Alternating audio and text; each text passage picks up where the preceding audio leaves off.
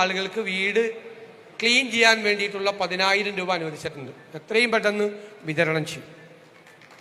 അതുപോലെ എന്താവശ്യം ദുരിതാശ്വാസവുമായി ബന്ധപ്പെട്ട് ചെയ്യണമെങ്കിൽ ഒരു തടസ്സവുമില്ല എന്ന് ജില്ലാ കളക്ടറെ അറിയിച്ചിട്ടുണ്ട്.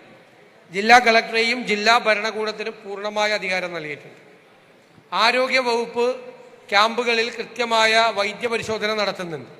അതുകൂടാതെ പത്തനംതിട്ട ജില്ലയിലെ സ്വകാര്യ ആശുപത്രികൾ പ്രത്യേകമായ മെഡിക്കൽ ക്യാമ്പുകൾ നടത്തുന്നുണ്ട്.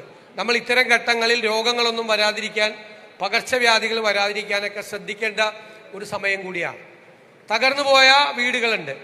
ആ വീടുകൾ തകർന്നു പോയിരുന്നെങ്കിൽ പൂർണ്ണമായി 15%, 50% ഇങ്ങനെ പല റേറ്റിലാണ് കൊടുക്കുന്നത്.